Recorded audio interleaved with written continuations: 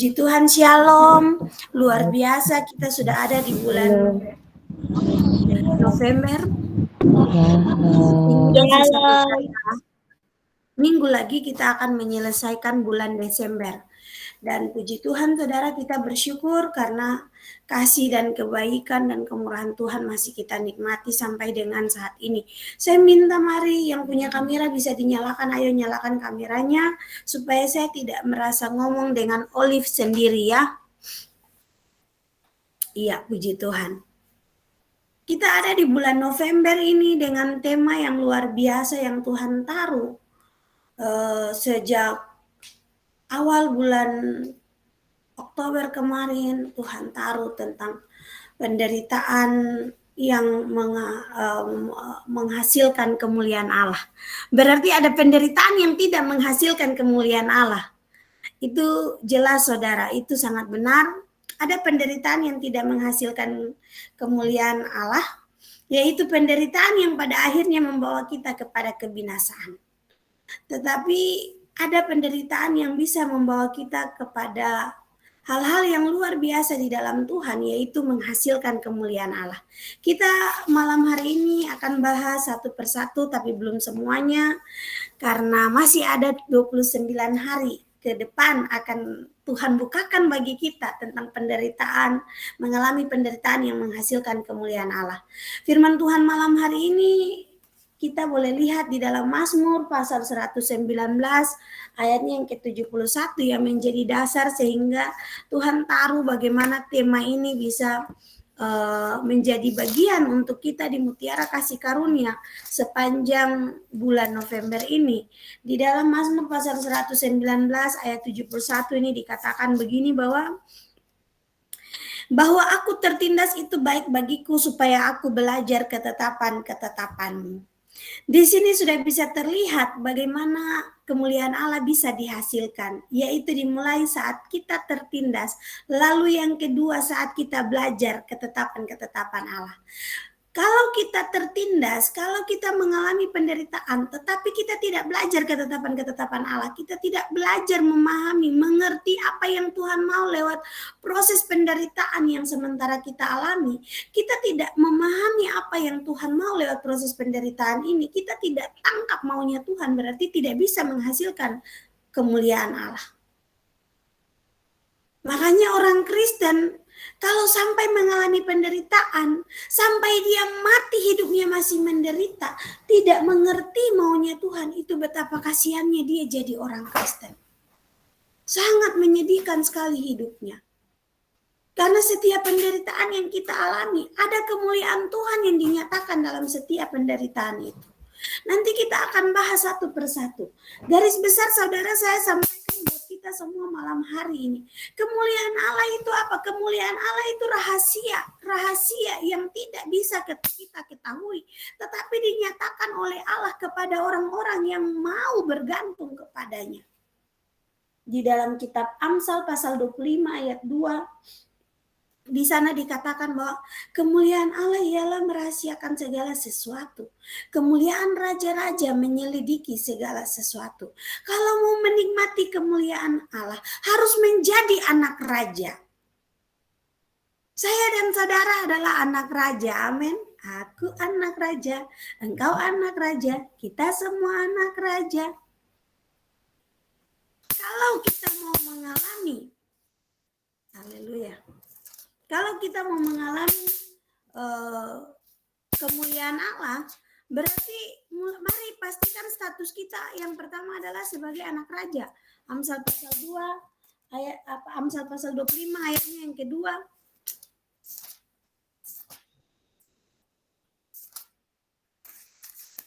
Amsal pasal 25 ayatnya yang kedua dikatakan di sana, kemuliaan Allah ialah merahasiakan sesuatu, tetapi kemuliaan raja-raja ialah menyelidiki sesuatu. Jadi namanya rahasia harus diselidiki baru bisa diketahui itu rahasianya apa. Oh, ini ada rahasia ya. Kalau ada rahasia berarti harus bagaimana rahasia itu terbuka, harus diselidiki. Nah, cara menyelidiki rahasia-rahasia Tuhan ini, kebenaran-kebenaran ini yang tadi firman Tuhan katakan dimulai dari tertindas. Namanya tertindas itu tidak enak saudara. Tertindas itu menderita, dan menderita itu sangat tidak enak. Sangat tidak enak. Nanti kita lihat penderitaan bagaimana yang Tuhan mau. Malam hari ini saya akan kupas 3 poin. Yang pertama, mengapa harus menderita. Yang kedua, penderitaan yang bagaimana yang Tuhan mau. Lalu yang ketiga, bagaimana supaya dapat bertahan dalam penderitaan itu. Yang poin pertama, saudara, penderitaan yang bagaimana yang bisa menghasilkan penderitaan, yang bisa menghasilkan kemuliaan Allah. Yang akhirnya rahasia-rahasia kerajaan Allah dibukakan untuk kita. Berbicara tentang penderitaan, yang bisa menghasilkan kemuliaan Allah itu adalah berbicara tentang proses tantangan hidup. Di dalam 1 Petrus pasal 4 ayat 1 sampai 2, itu dikatakan Kristus sudah memberikan teladan. Tuhan Yesus sendiri sudah menjadi teladan. Jadi Tuhan Yesus datang di dunia itu bukan Tuhan Yesus mau bermega-mega, mau berpesta-pesta pora, saudara. Tuhan Yesus datang ke dunia, Tuhan Yesus tujuannya adalah mengerjakan karya keselamatan. Kita lihat di 1 Petrus pasal 4 ayat 1, di sana dikatakan gini. Jadi karena Kristus telah menderita penderitaan badani, kamu pun harus juga mempersenjatai dirimu dengan pikiran yang demikian. Karena barang siapa telah menderita penderitaan badani, ia telah berhenti berbuat dosa. Supaya waktu yang sisa jangan kamu pergunakan menurut keinginan manusia, tetapi menurut kehendak Allah. Mengapa kita harus menderita baru menghasilkan kemuliaan Allah? Yang pertama, karena Tuhan Yesus sudah menjadi teladan. Tuhan Yesus datang ke dunia bukan untuk bersenang-senang. Tuhan Yesus datang ke dunia bukan untuk berpesta pora. Tuhan Yesus datang ke dunia bukan untuk menunjukkan bahwa saya Tuhan, saya Allah. Jadi kamu harus ikut maunya saya. Tuhan Yesus masih datang ke dunia, masih memberikan kita hak bebas untuk memilih. Di dalam hak bebas yang diberikan itu, Tuhan Yesus menyatakan buat kita bahwa sebenarnya kita bisa melakukan apa yang menjadi kehendak Tuhan.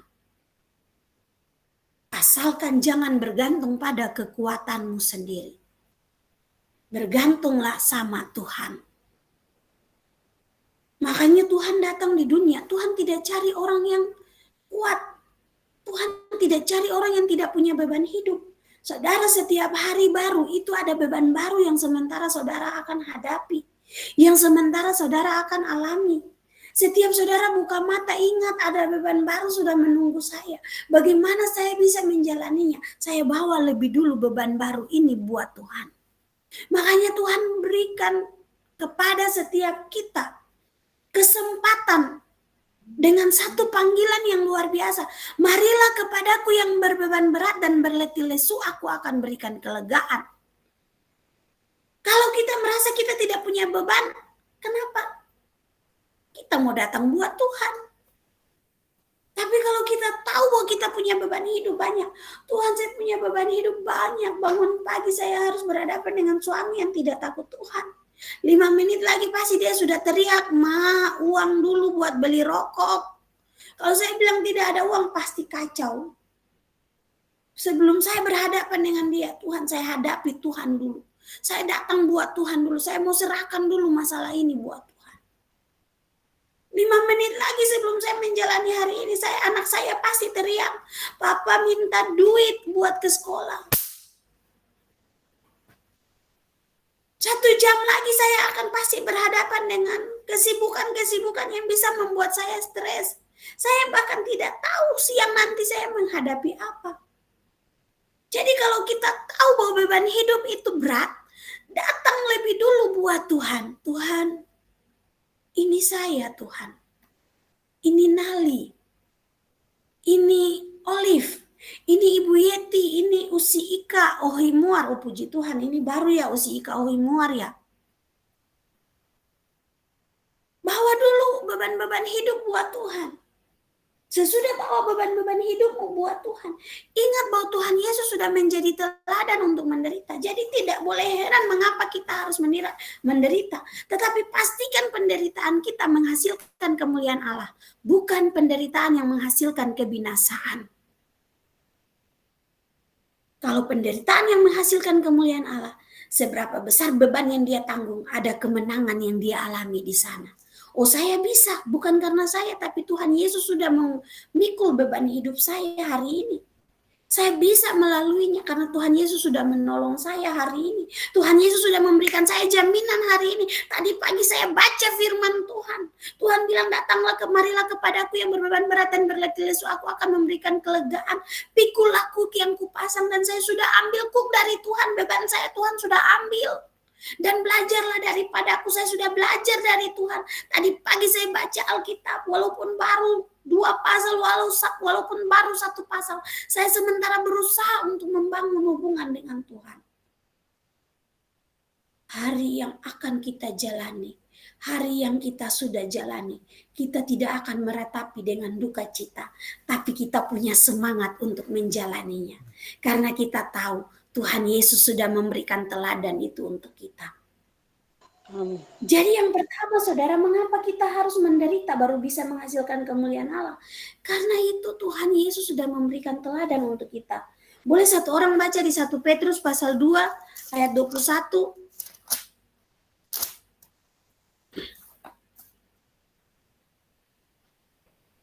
1 Petrus pasal 2 ayat berapa, Kakak? Ayat 21.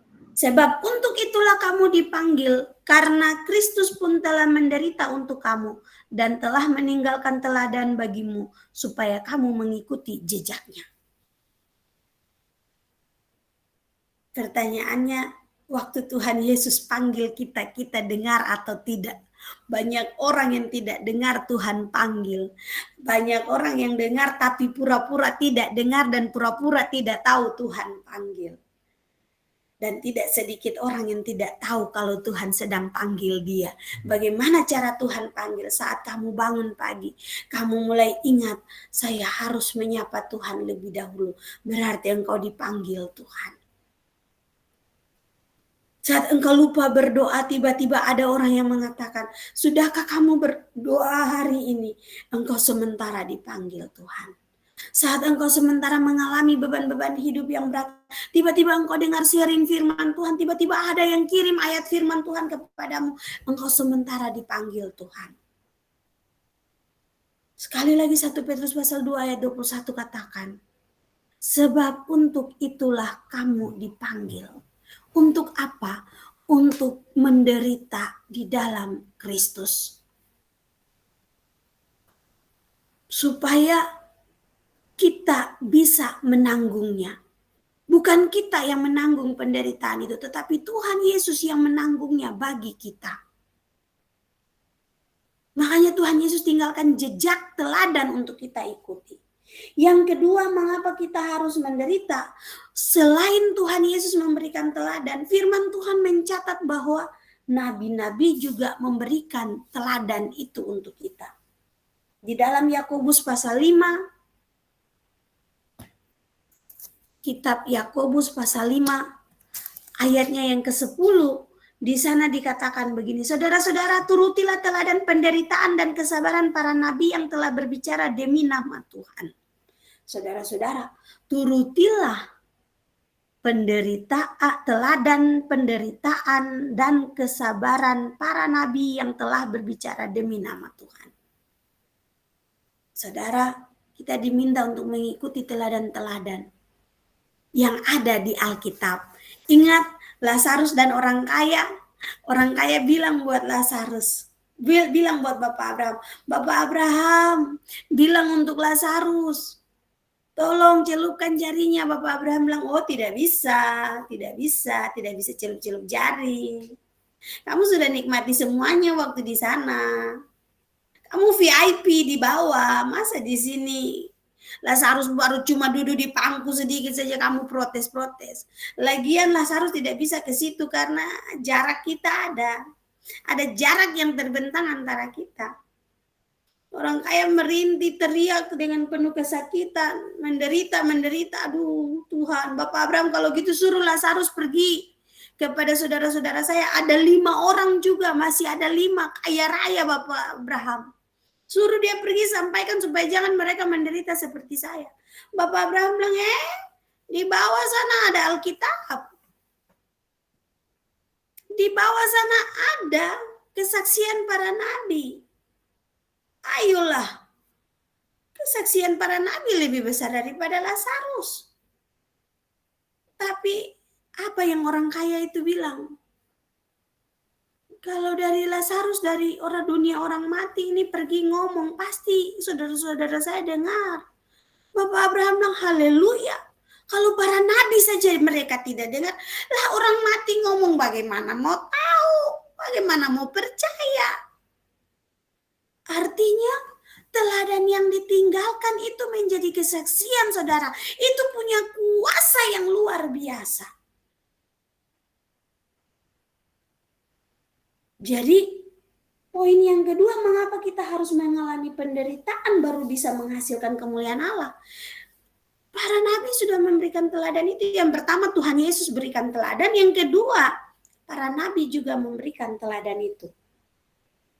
Yang ketiga, pada saat kita mengalami penderitaan, kita tahu mana kehendak Tuhan, mana bukan. Inilah yang namanya kemuliaan Allah. Inilah yang namanya rahasia segala sesuatu. Kalau kita mengalami penderitaan tapi kita tidak tahu tujuan dari penderitaan kita ini apa, kasihan. Kasihan saudara, itu berarti Allah yang kita sembah, Allah yang tidak jelas. Tapi karena Allah kita ini Allah yang sangat jelas, lebih jelas daripada saya dan saudara, bahkan sangat detail dalam mengerjakan segala sesuatu. Dia mau kita mengetahui apa yang menjadi kehendaknya.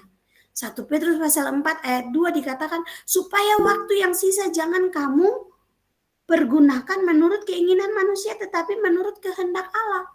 Jadi kalau mau tahu mana kehendak Tuhan, alami penderitaan dulu, baru bisa tahu ini kehendak Tuhan atau tidak. Kalau bisa mau melihat kemuliaan Allah, jangan takut untuk mengalami yang namanya penderitaan. Lalu poin yang kedua saudara, poin yang ketiga. Mengapa harus menderita baru bisa menghasilkan kemuliaan Allah?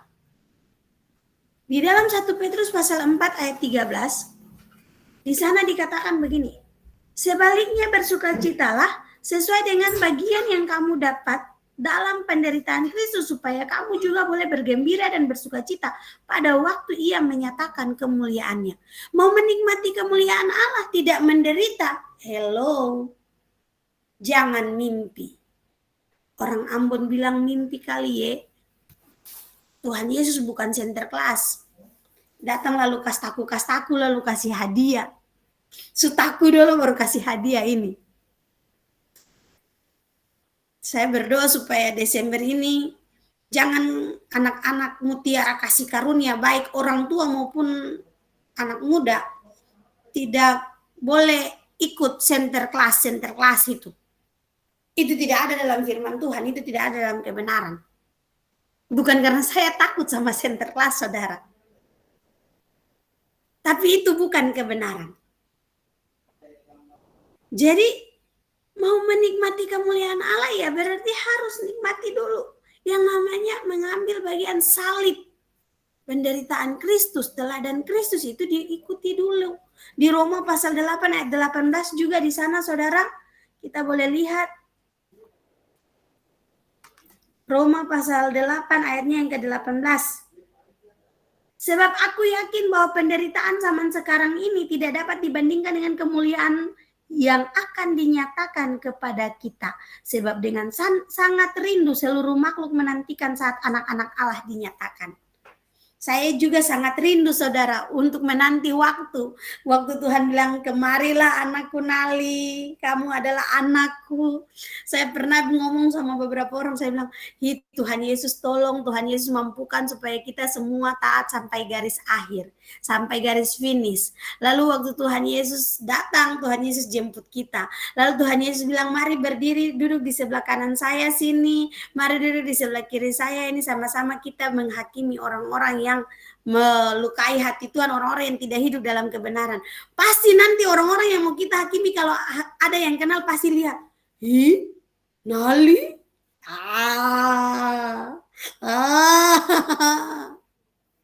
ditunjukkan lagi ini kesalahannya. Pasti pada bingung, saya lagi menanti saudara. Jadi memang betul firman Tuhan ini bilang benar. Roma pasal 8 ayat 19 ini katakan benar. Sebab dengan sangat rindu seluruh makhluk menantikan saat anak-anak Allah dinyatakan. Saya percaya semua yang dengar firman Tuhan malam ini juga rindu untuk nanti pada saat Tuhan Yesus datang, Tuhan Yesus menyatakan bahwa kita anak Tuhan. Dia anak Allah, dia anak-anak Tuhan, dia itu anak raja. Sehingga kita nyanyi di dunia ini, aku anak raja, engkau anak raja, bukan sekedar nyanyi, tapi itu pernyataan iman yang akan digenapi pada waktunya.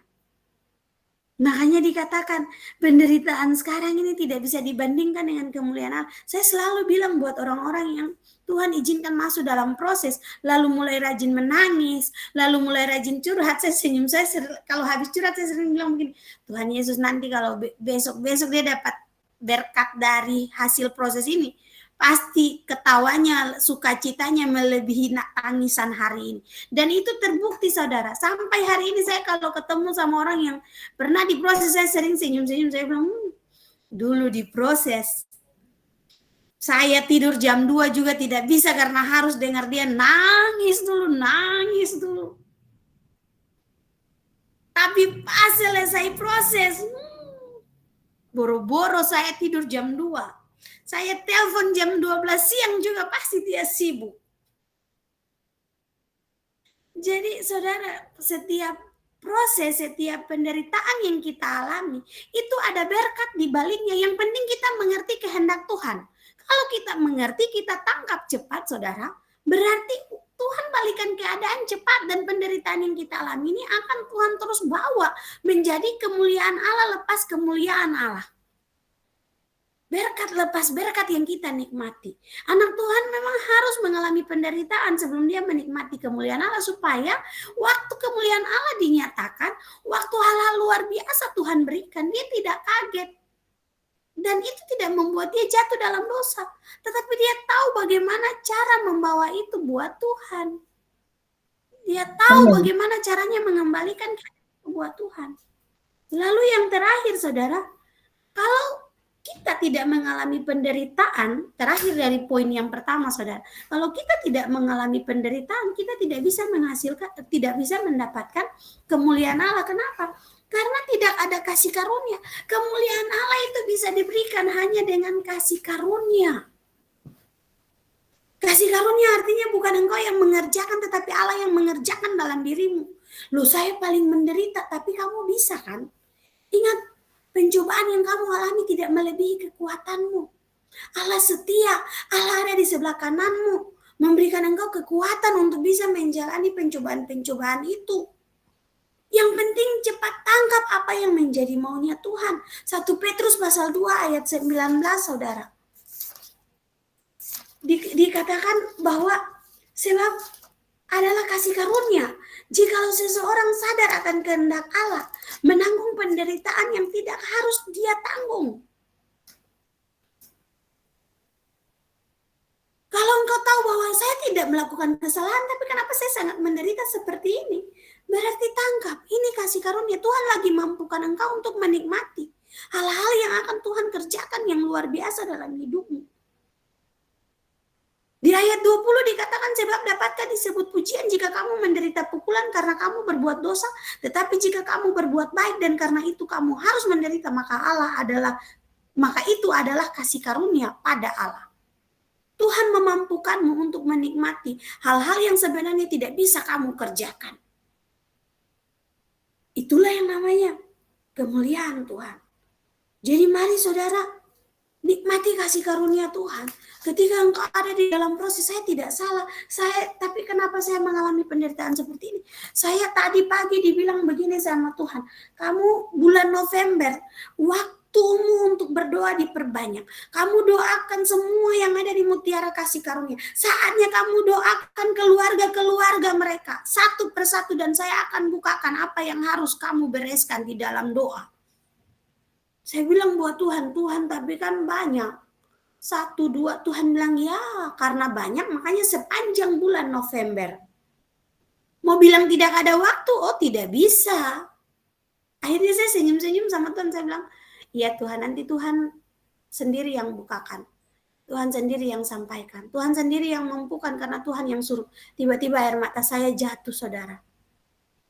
Puji Tuhan, waktu air mata saya jatuh di dalam ruangan. Tidak ada orang di sana. Air mata saya terus jatuh. Lalu saya bilang, terima kasih Tuhan Yesus sudah peluk saya, sudah mempercayakan saya untuk melakukan bagian yang tidak pernah saya bisa untuk mengerjakannya. Yang tidak pernah saya tahu akan bisa mengerjakannya. Jadi saudara, malam hari ini jangan lupa kirim nama papamu, mamamu, adekmu, kakakmu, suamimu, anak-anakmu, pergumulanmu, kirim japri buat saya. Saya sementara list. Ada juga Angel, saya minta bantuan untuk ambil daftar nama-nama keluarga.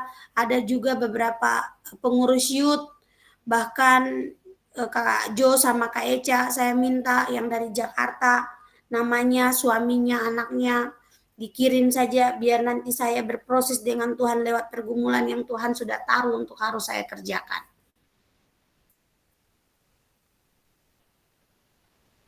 Jadi Bapak Ibu Saudara yang Tuhan Yesus kasihi, itu kasih karunia. Ingat, kita mengalami penderitaan.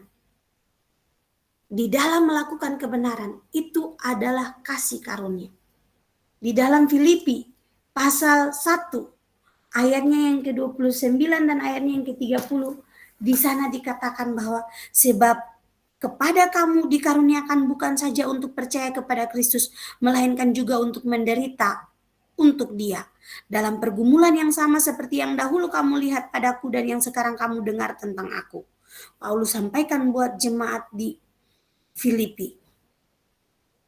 Kita dipercayakan Tuhan, bukan dikaruniakan Tuhan bukan saja untuk percaya, tapi juga untuk menderita. Menderita di dalam Kristus. Jadi tidak usah takut menghadapi masalah, tantangan, persoalan. Jangan cepat-cepat cengeng, tapi justru mari semangat. Tuhan terima kasih. Tuhan sementara bawa saya untuk mengerjakan hal-hal yang luar biasa. Poin yang kedua saudara, penderitaan yang bagaimana? Yang bisa membuat kita menghasilkan kemuliaan Allah. 1 Petrus pasal 4 ayat 15 dan 16. Ini gambaran saudara, diingatkan. 1 Petrus pasal 4 ayat 15 dan 16 dikatakan begini. Janganlah ada di antara kamu yang harus menderita sebagai pembunuh atau pencuri atau penjahat atau pengacau. Tetapi jika ia menderita sebagai orang Kristen, maka janganlah ia malu, melainkan hendaklah ia memuliakan Allah dalam Kristus, dalam nama Kristus itu. Jadi bukan penderitaan yang karena dosa saudara. Ya sudahlah kalau kita buat dosa dan hari ini kita menderita, bersyukurlah sama Tuhan. Ini bagian yang harus kita jalani. Bilang sama Tuhan, tidak apa-apa Tuhan, Engkau menghukum saya. Tetapi setidaknya saya tahu bahwa ada hukuman Tuhan, berarti ada kasih sayang Tuhan juga terjadi atas hidup saya. Mampukan saya untuk saya bertobat, saya berubah, saya jadi manusia baru. Jadi penderitaan yang Tuhan mau adalah penderitaan yang benar-benar karena kebenaran. Hidup melakukan kebenaran. Mengikuti teladan Tuhan Yesus berarti melakukan kebenaran, bukan melakukan dosa. Kalau penderitaan karena melakukan dosa, itu kebodohan. Itu keangkuhan, itu kesombongan, dan kita yang mengikat diri kita sendiri. Tetapi kalau penderitaan karena melakukan kebenaran, kita membuat tangan Tuhan terus berkarya dalam hidup kita. Karena bagian pertama sekali saya katakan, Tuhan tidak panggil orang yang senang-senang. Tuhan tidak panggil orang yang tidak ada beban. Orang yang punya beban yang Tuhan panggil. Marilah kepadaku yang berbeban berat dan berletih lesu, aku akan berikan kelegaan. Pikulah kuk yang kupasang ini, dan jiwamu akan mendapatkan ketenangan. Dan belajarlah daripadaku, sebab aku lemah lembut. Jangan lupa datang buat Tuhan, kasih beban, lalu belajar buat Tuhan. Supaya sama seperti yang Daud katakan, bahwa aku tertindas itu baik bagiku supaya aku belajar ketetapan-ketetapanmu. Kapan Daud belajar? Saat dia tertindas, dia belajar mana yang kehendak Tuhan, mana yang bukan. Bebannya dia sudah kasih buat Tuhan, tapi dia sementara mempelajari apa yang Tuhan mau dalam hidup dia. Jadi sekali lagi penderitaan yang bagaimana? Bukan karena dosa, karena perbuatan kita. Kalau karena perbuatan kita, okelah, mari bertobat. Mari berubah, minta buat Tuhan, kasih saya hati yang baru, roh yang baru Tuhan. Supaya saya keluar dari penderitaan ini. Yang kedua kita lihat di Kisah Para Rasul pasal 5 ayat 41. Bagaimana rasul-rasul bersuka cita di saat mereka mulai menyadari mereka sudah menderita karena mempermuliakan nama Tuhan. Di dalam Kisah Para Rasul pasal 5 ayat 41. Rasul-rasul itu meninggalkan sidang mahkamah agama dengan gembira karena mereka telah dianggap layak menderita penghinaan oleh karena nama Yesus. Selama engkau melakukan kebenaran dan itu engkau dihina, bersukacitalah. Itu penderitaan yang sesungguhnya. Makanya Tuhan Yesus bilang, jangan terkejut jikalau dunia membenci kamu. Karena dunia sudah lebih dahulu membenci aku. Dan ingat kita ada di dunia ini punyanya setan. Tuhan Yesus datang untuk bagaimana merebut kembali apa yang iblis sudah ambil. Tetapi tidak memaksakan. Tuhan Yesus memberikan kehendak bebas, pilihan bebas ke tangan kita masing-masing. Di saat kita memilih Tuhan, Tuhan memampukan kita untuk melakukannya. Bagian yang ketiga, saudara. Bagaimana supaya kita dapat bertahan dalam penderitaan? Yang pertama, belajar firman Tuhan. Mazmur 119 tadi ayat 71 yang menjadi dasar tema kita. Bahwa aku tertindas itu baik bagiku supaya aku dapat belajar ketetapan-ketetapan. Di saat kita belajar ketetapan-ketetapan Tuhan, Tuhan akan mampukan kita. Tuhan akan menolong kita. Tuhan akan membuat kita bisa mengerjakan tanggung jawab yang Tuhan percayakan. Itu poin pertama, saudara. Yang kedua, bagaimana supaya saya dapat bertahan dalam penderitaan? Amsal pasal 18 ayat 14 katakan harus punya semangat. Jangan baru menderita sedikit langsung sudah mulai, Tuhan, aduh saya tidak ada semangat lagi Tuhan. Aduh saya sudah mulai patah semangat, saya sudah mulai hilang. Saya bergumul bukan 1 minggu Tuhan, bukan 1 bulan Tuhan. Tapi ini sudah mau 10 tahun Tuhan, jangan hilang semangat. Tetap semangat. Coba minta tolong satu orang baca di dalam Amsal pasal 18 ayat 14.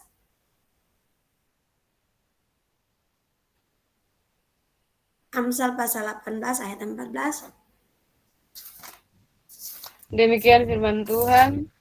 Orang yang bersemangat dapat menanggung penderitaannya, tetapi siapa akan memulihkan semangat yang patah?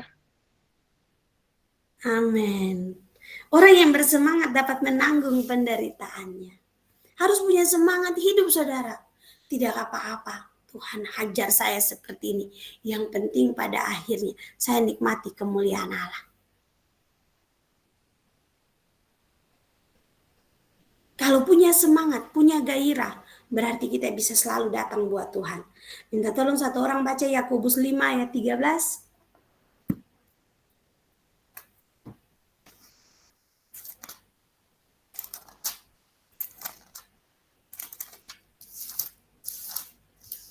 Demikian firman Tuhan. Kalau ada seorang di antara kamu yang menderita, baiklah ia berdoa. Kalau ada seorang yang bergembira, baiklah ia menyanyi. Amin. Haleluya. Orang menderita rajin berdoa, saudara. Jangan rajin curhat. Curhatnya sama Tuhan saja. Karena manusia zaman sekarang ini, kalau lihat penderitaan orang dibagi-bagi, semua orang pada kabur, saudara. Aduh, penderitaan susah kok dibagi-bagi. Kalau anak Tuhan beda. Ada orang yang menderita, ada orang yang nangis, dia datang, mari. Kenapa? Oh, masalahmu itu ya, mari sini. Kita selesaikan. Caranya, Mari sama-sama kita duduk di kaki Tuhan. Ingat, solusi segala masalah hidup kita hanya Tuhan Yesus. Bahwa orang buat Tuhan. Jadi kalau ada yang menderita, doa Tuhan, ini Tuhan. Penderitaan ini luar biasa Tuhan. 3 bagian ini saudara, yang Tuhan izinkan saya bukakan malam hari ini. Saya percaya Tuhan akan bukakan lebih detail lagi sepanjang bulan November. Bukan saja kepada saya tapi buat kita semua. Bagaimana supaya kita dapat bertahan dalam penderitaan. Yang pertama jangan lupa belajar firman Tuhan. Yang kedua, jangan lupa tetap semangat. Aduh, Kakak Nali ngomong saja orang lagi menderita, mana ada orang semangat. Bisa saudara, nanti setelah ini saya saksikan saudara. Saya sudah alami, jadi saya akan menyaksikan malam hari ini. Bagaimana Tuhan bawa saya berjalan dalam kemustahilan di bulan Oktober yang dahsyat. Saya dan suami melewati bulan Oktober itu cuma melewatinya dengan haleluya. Setiap hari kami punya ketawa, senyuman itu. Senyuman dan tertawa bukan yang menipu, tapi benar-benar dari surga saudara. Dan puji Tuhan yang ketiga, jangan pernah berhenti berdoa. Saat engkau bawa semua masalahmu buat Tuhan, ada kekuatan yang Tuhan berikan di sana. Tuhan tidak pernah tinggal diam. Puji Tuhan, 3 bagian ini yang malam ini saya bukakan untuk kita. Jadi mengapa kita harus mengalami penderitaan? Baru bisa menghasilkan kemuliaan Allah. Ini yang Tuhan Yesus ajarkan. Dan Tuhan Yesus sendiri sudah jadi teladan. Selain Tuhan Yesus jadi teladan, nabi-nabi juga sudah jadi teladan. Waktu mereka melakukannya, waktu kita melakukannya, kita bisa menggunakan waktu yang ada sehingga kita tahu mana kehendak Tuhan, mana bukan kehendak Tuhan. Dan di saat kita mulai bersuka cita, kemuliaan Allah di dalam penderitaan, kemuliaan Allah akan dinyatakan dalam hidup kita. Dan ingat, itu adalah kasih karunia. Orang Kristen harus selalu bergantung kepada kasih karunia Allah. Pemberian Allah yang cuma-cuma. Bukan hasil usahamu, tetapi Allah yang memampukanmu untuk mengerjakannya. Penderitaan yang bagaimana? Di saat engkau melakukan kebenaran, di saat engkau menyampaikan kebenaran, bukan penderitaan karena engkau sebagai seorang pendosa. Karena penderitaan karena sebagai seorang pendosa adalah kebinasaan, tetapi penderitaan karena orang yang mau melakukan kebenaran adalah kekekalan, hasilnya yang dia capai, kemuliaan Allah yang akan dia capai, kemenangan yang akan dia nikmati. Bagaimana supaya kita bertahan? Malam ini Tuhan izinkan saya bagikan 3 hal. Yang pertama, belajar firman Tuhan. Berkata akan firman Tuhan, ada kekuatan yang luar biasa di sana.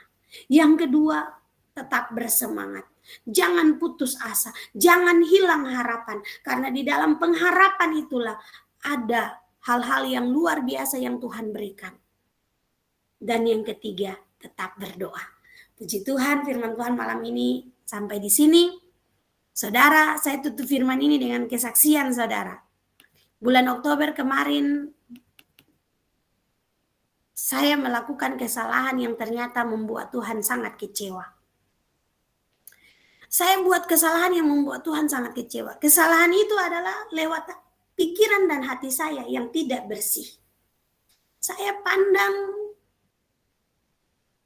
saya waktu dipercayakan Tuhan untuk mengerjakan hal yang luar biasa. Ketika Tuhan izinkan saya diberkati dengan uang yang tidak sedikit, uang yang cukup banyak, puji Tuhan, saya sangat bahagia, saya sangat bersuka cita. Dan tanpa saya sadari sukacita saya itu membawa saya jatuh dalam dosa. Lalu waktu saya mulai jatuh dalam dosa tanpa saya sadari, yang saya pikirkan setiap hari adalah bagaimana caranya membangun bangunan-bangunan mutiara kasih. Membangun gereja-gereja GBIFO. Itu yang saya pikirkan tanpa saya libatkan Tuhan di dalam. Akhirnya saudara, singkat cerita, Tuhan izinkan uang berkat yang saya dapatkan itu, sebagiannya harus raib karena kena tipu. Kena tipu 100 juta saudara. Dan yang sisanya luar biasa Tuhan backup. Ternyata kalau kita diberi berkati Tuhan, kita diberkati Tuhan, kita ambil persepuluhan, kita taruh di tempat yang benar, berarti kita kembalikan persepuluhan, berarti berkat kita itu di backup sama Tuhan. Lalu singkat cerita akhirnya saya kena tipu saudara. Saya kena tipu 100 juta. Waktu selesai 100 juta itu mulai hilang. Suami saya mulai kaget saudara, panik. Saya juga mulai panik. Saya mulai panik. Di saat saya kena tipu 100 juta itu hilang, tiba-tiba Tuhan izinkan orang lain datang lagi sampaikan kabar berita yang tidak enak. Rekening saya harus diblokir sampai hari ini. Rekening gaji saya, uang-uang saya semua diblokir sampai hari ini. Lalu saya bilang, bagaimana ini? Sementara kebutuhan setiap hari itu harus terpenuhi. Dan kebutuhannya bukan dari kami saja. Adik-adik di Ambon, mama di Ambon, papa di Ambon. Ini kebutuhan yang tidak sedikit, saudara. Tapi waktu 100 juta itu mulai Tuhan izinkan sudah hilang. Saya cepat-cepat langsung sadar. Ada yang salah. Ini sepertinya ada yang salah. Dan malam itu suami saya bilang begini, saya berpikir, jangan ngomong buat siapa-siapa, nanti kita malu lah. Nanti orang pada ketawa kita lah, pasti pada seperti ini, seperti itu. Itu yang ada dalam pikiran saya. Suami saya cuma bilang begini, tidak, malam ini telepon Usilin. Ya kebetulan Usilin sama saya komunikasinya lancar saudara. Waktu suami saya bilang tidak, telepon Usilin lalu ngomong sama Usilin. Puji Tuhan waktu saya ngomong sama Usilin, Usilin berdoa buat saya. Saya bilang, Usi berdoa buat saya. Saya sudah cerita semuanya selesai. Pas selesai ngomong juga saya masih dalam hati, Usilin kenapa seperti ini? Pas mulai didoakan, saya mulai muntah saudara. Malam itu saya muntah. Saya merasa ada sesuatu keluar dari diri saya. Lalu saya mulai tersadar. Dan satu malam itu saudara saya cuma pujian penyembahan. Satu malam itu saya mulai habiskan waktu dengan pujian penyembahan. Besoknya lagi saya pujian penyembahan. Hari ketiga lagi saya pujian penyembahan. Dan 3 hari 3 siang saya cuma kuat dengan air putih. Tidak makan sepeser pun. Dan saya mulai sadar ternyata Tuhan sementara menghukum saya. Waktu saya sadar saudara, saya cari perkenanan Tuhan. Nomor 1. Saya minta ampun berulang-ulang. Saya berdoa dan saya terus minta ampun sama Tuhan. Saya bilang, Tuhan, Nali minta ampun. Tuhan Yesus, Nali minta ampun. Nali janji Tuhan, mulai hari ini Nali perbaiki. Nali minta ampun, Nali salah dan Nali layak dihukum Tuhan. Di tengah-tengah proses yang sangat berat dan saya buka hati, saya buka diri untuk dihukum sama Tuhan. Saya siap untuk terima hukuman Tuhan. Tiba-tiba yang tadinya seperti Tuhan lagi gemas, Tuhan lagi kesal sama saya, berubah jadi satu kasih sayang yang luar biasa. Lalu pagi-pagi Tuhan bilang, kamu pagi ini pergi minta maaf. Minta maaf sama Bapak Yosi sama Mama Sandi karena pikiranmu salah buat mereka. Yang kemarin kamu pikirkan itu melukai hati Tuhan. Padahal kamu sudah ajarkan mereka berulang-ulang dan di saat mereka sementara berusaha untuk melakukannya, kenapa kamu yang melakukannya? Saya akhirnya, aduh Tuhan, kalau gitu saya pagi ini pergi minta ampun. Pagi-pagi subuh saya pergi ke rumah Bapak Yosi dan Mama Sandi. Saya bilang ada di rumah. Mereka berdua kaget setengah mati dan mereka berdua bilang, pantas kami lihat kakak Naliku beda, lain. Aduh saya sudah rasa sekali lain. Saya minta maaf, saya bilang saya minta maaf, saya salah. Mereka berdua kaget saudara. Lalu Bapak Yosi dan Mama Sandi bilang, seperti tahun 2019 bulan Oktober pun kita mengalami saya. Dan saya bilang buat Mama Sandi dan Bapak Yosi, saya merasakan itu. Iblis sementara menunggu untuk menghancurkan itu. Tapi luar biasa tangan Tuhan memeluk saya. Jadi waktu Oktober 2019 kita berproses dengan hal yang sama. Tapi sebaliknya Bapak Yosi dan Mama Sandi ke saya. Jadi waktu Tuhan izinkan Bapak Yosi dan Mama Sandi minta maaf ke saya langsung, kenapa jadi begini? Nah itu pun saya alami tahun ini. Saya yang pergi minta maaf ke mereka. Dan mereka bilang, loh kenapa jadi begini? 2019 saya berpikir kenapa jadi begini. Tapi hari ini, tahun ini saya mengerti. Inilah kehendak Tuhan. Dan Tuhan bilang, kamu yang mintakan supaya timmu, bukan dirimu, tapi tim semuanya. Kamu minta semuanya. Harus sama-sama, bukan namamu. Kamu minta namamu, tiara kasih karunia berarti semua orang-orang. Kenapa kamu mengotori nama Tuhan di dalamnya? Saya minta ampun sama Tuhan. Lalu saya bilang, saya siap terima hukuman dari Tuhan. Tuhan mau pukul saya, Tuhan mau hantam saya, Tuhan mau hajar saya model apapun, saya siap terima. Satu yang saya minta, jangan buang saya dari pandangan Tuhan, dari hadapan Tuhan. Setiap hari biarkan saya mengalami kasih karunia Tuhan. Berikan saya semangat, berikan saya sukacita, supaya saya bisa berdiri dan saya bisa melihat kebesaran-kebesaran Tuhan. Bukan lewat mulut saya saja, tapi benar-benar lewat hidup saya. Puji Tuhan, semenjak saya mulai minta maaf sama Bapak Yosi sama Mama Sandi, Bapak Yosi dan Mama Sandi mulai bilang begini buat saya. Mama Sandi mulai hubungi saya, Kakak Nali, ketika Kakak Nali datang minta maaf, Tuhan balikan keadaan. Lihat, Tuhan mulai mengerjakan hal-hal yang mustahil. Waktu itu mulai terjadi, saudara. Saya tidak serta-merta langsung bangga. Saya tidak serta-merta langsung bangga. Saya masih terus merendahkan diri di kaki Tuhan dan saya bilang, Tuhan, saya harus tetap bergantung buat Tuhan. Setiap hari kebutuhan yang harus saya penuhi tidak sedikit. Setiap hari kebutuhan yang harus saya penuhi tidak sedikit. Satu persatu Tuhan. Dan Tuhan nyatakan bagaimana Tuhan, kemuliaan Tuhan, kasih sayang Tuhan tidak berkurang. Saudara, setiap hari saya nikmati hal-hal yang di luar pemikiran saya, di luar kekuatan saya. Dan saya jaga hati saya untuk tidak sombong di sana. Ketika satu persatu mulai teriak, kakak saya butuh ini, kakak saya mau ini, kakak mama mau ini, kakak mau begini, ini mau begini. Tuhan penuhi semuanya dan Tuhan bilang begini buat saya. Hari ini saya buktikan ke kamu. Kamu punya uang yang banyak, kalau saya tidak berkati, saya tidak sertai, sia-sia uangmu. Sia-sia uangmu, hanya kecelakaan, hanya musibah, hanya kekacauan yang akan kamu nikmati. Hanya penderitaan, kesia-siaan yang kamu nikmati. Dan saya bilang sama Tuhan, kalau begitu mulai sekarang uang banyak-banyak ini jadi milik Tuhan saja. Setelah berproses, saudara, dan Tuhan mulai balikan keadaan, saya mulai cari Tuhan sungguh-sungguh. Setiap hari, saudara, saya harus berhadapan dengan sesuatu yang seperti saya lagi di ujung jurang. Salah langkah berarti saya masuk dalam jurang. Setiap hari saya diperhadapkan dengan itu. Saya cuma cari perkenanan Tuhan. Pagi pujian penyembahan, sore pujian, siang pujian penyembahan, malam pujian penyembahan, tengah malam pujian penyembahan. Puji Tuhan, Tuhan tiap hari kerjakan hal-hal di luar pikiran saya. Sampai satu malam, saudara,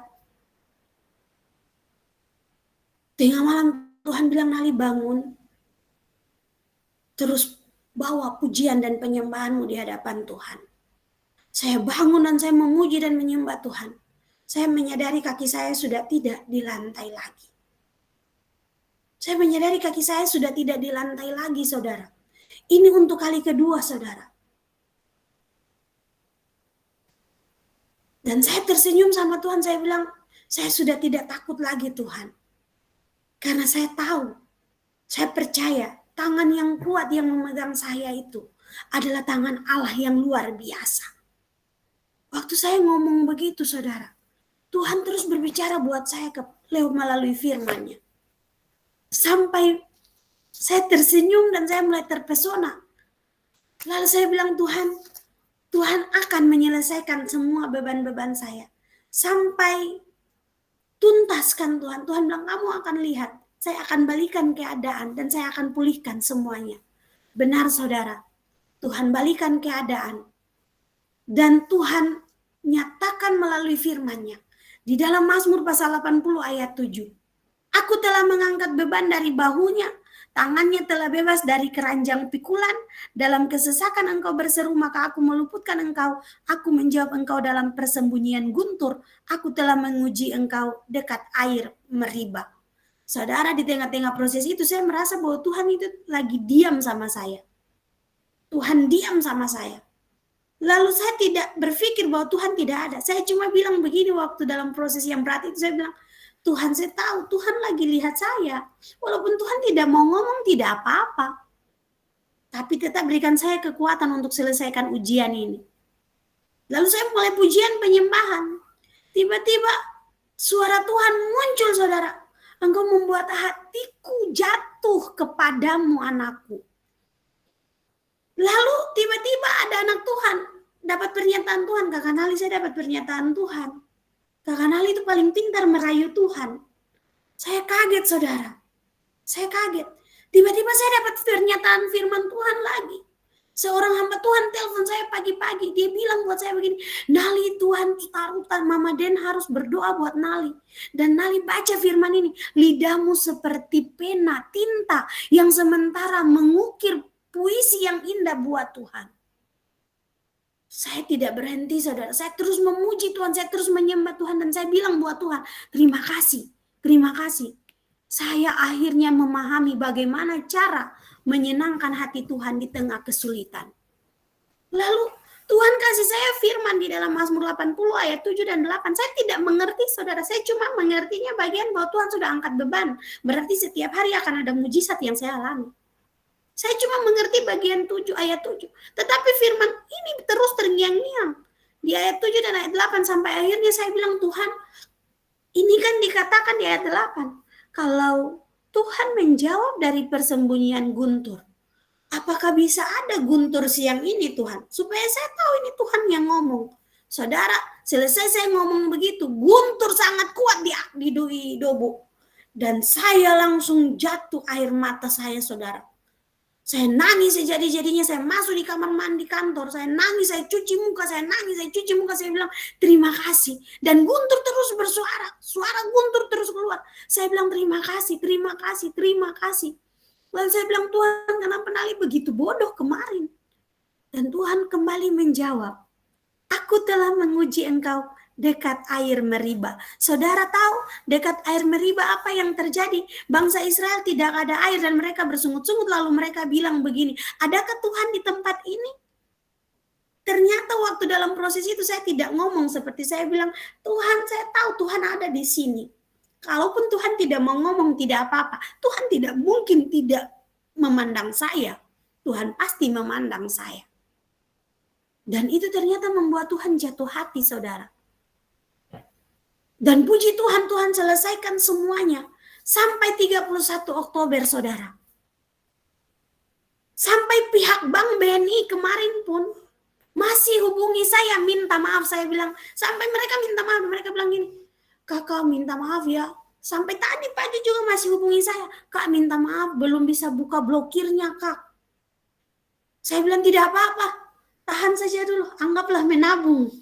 Puji Tuhan, Tuhan pelihara saya dengan sempurna. Salah satu teman saya bilang buat saya, Nali, kalau saya jadi kamu, saya stres. Saya bilang, puji Tuhan. Kembali Tuhan membuktikan buat saya hidup bukan karena gaji saya, tapi tangan Tuhan yang pelihara saya. Amin. Jadi saudara, malam ini saya mau bilang buat saudara semua, di dalam proses, jangan pernah melupakan Tuhan. Di dalam penderitaan, jangan pernah melupakan Tuhan. Di saat engkau menderita, pastikan Tuhan semakin disenangkan. Pastikan pengharapanmu buat Tuhan tidak berkurang sedetik pun, tidak berkurang sedikit pun.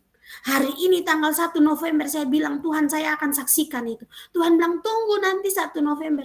Ternyata melalui proses itu, ketika Tuhan ajar saya firman ini, baru saya mengerti apa yang Tuhan bilang tadi. Aku telah menguji engkau dekat air Meriba. Saudara, dekat air Meriba, bangsa Israel mengalami kesulitan yang luar biasa. Kesusahan yang luar biasa. Sampai mereka akhirnya bilang, ada Tuhan di sini. Tidak, saya alami, saya sudah bisa mengalami kesusahan yang luar biasa. Itu seperti bagaimana, saudara? Waktu suami saya pulang pendataan, saya ngomong cerita semuanya buat dia. Saya bergumul, saya bilang, Tuhan jamah hati dia, Tuhan jamah hati dia. Awalnya dia kesal, saudara, dia kesal, dia bilang, ini nih hasil, saya diomelin sebentar. Tiba-tiba dia pergi ke kamar mandi, lalu dia balik lagi, lalu dia bilang, mari kita berdoa, lalu kita bersyukur saja. Toh kita masih baik-baik saja kan? Puji Tuhan saudara. Setelah kita berdoa, kita bersyukur dan kita melakukan semuanya. Tuhan suruh saya, siapkan hati, siapkan hidupmu, siapkan hatimu. Engkau akan menikmati hal-hal yang luar biasa ke depan. Sampai malam ini saudara. Sampai malam ini sebelum tadi kita doa, sebelum tadi kita saat teduh Tuhan bilang Nali doa. Pujian penyembahan. Saya doa, saya pujian penyembahan Tuhan bilang mulai besok malam. Mulai malam ini. Kamu akan bawa keluarga lepas keluarga. Dan semua akan mengalami seperti yang kamu alami. Bagaimana nama Tuhan dipermuliakan. Lalu saya senyum-senyum sama Tuhan. Saya bilang Tuhan, tapi kalau semua alami seperti saya Tuhan, kasih kekuatan lah seperti Tuhan juga berikan buat saya. Jangan Tuhan buang Tuhan. Dan saya minta Tuhan, kalau Tuhan izinkan itu, jangan biarkan satu orang pun terlepas dari genggaman Tuhan. Tapi biarlah semua semakin berakar dan tertanam di dalam Tuhan. Sampai malam ini tuh saudara, Mama Sandi telepon bilang, Bapak Yosi telepon bilang, Kakak Nali kita mau pelayanan. Saya tidak bisa pelayanan malam ini, saya harus doa. Karena beban doa ini saya bukan datang lalu cuman bilang sama Tuhan gini, Tuhan Yesus berkati Bapak Yosi, berkati Mama Sandi, berkati Angel. Bukan itu yang saya katakan sama Tuhan. Ada bagian-bagian yang Tuhan sudah mulai taruh, saya harus ngomong, saya harus sampaikan buat Tuhan, saya harus merendahkan diri buat Tuhan. Saya tidak tahu saudara-saudara, tapi malam ini saya tanya sama Tuhan, kenapa mesti begitu? Dan Tuhan kasih saya jawaban saudara. Di dalam Sakaria pasal 8, ayat 1 sampai dengan ayat 23. Keselamatan bagi Israel, keselamatan bagi bangsa-bangsa sudah harus dikerjakan. Ini sama seperti awal bulan Oktober kemarin, saya bilang buat beberapa orang, saya bangun pagi, Tuhan kasih saya firman ini. Ternyata ini yang harus dan ini yang mulai dikerjakan. Yesaya pasal 2 ayat 2 dan 3. Akan terjadi pada hari-hari yang terakhir, gunung tempat rumah Tuhan akan berdiri tegak di hulu, gunung-gunung dan di hulu gunung-gunung dan menjulang tinggi di atas bukit-bukit. Segala bangsa akan berduyun-duyun ke sana dan banyak suku bangsa akan pergi serta berkata, mari kita naik ke gunung Tuhan, ke rumah Allah Yakub, supaya ia mengajar kita tentang jalan-jalannya dan supaya kita berjalan menempuhnya, sebab dari Sion akan keluar pengajaran dan firman Tuhan dari Yerusalem. Saudara, bicara tentang Sion, bicara tentang orang-orang yang dipilih Tuhan, bicara tentang Yerusalem, bicara tentang keluarga-keluarga yang akan dipakai Tuhan untuk melayani. Makanya saya minta saudara, nama-nama keluargamu kirim buat saya, japri buat saya, Tuhan mampukan saya, Tuhan tolong supaya saya berdoa. Kalau ada yang dikasih beban lagi untuk berdoa, doakan lagi saudara. Sampai malam ini iblis sementara berusaha untuk mengacaukan pelayanan ini. Waktu sudah mau pelayanan, tiba-tiba ditelepon, Kanal ini ada yang kerasukan, biar saja dia kerasukan. Iblis tahu masuk, iblis juga tahu jalan keluar. Suami saya lagi kerja-kerja di sini saudara. Tiba-tiba mulut saya sudah penuh dengan pujian penyembahan. Suami saya berhenti kerja, suami saya ikut pujian penyembahan. Kita dua pujian penyembahan, kita menyembah sampai hanya kita peperangan. Saya bilang buat Tuhan begini, Tuhan dahsyat.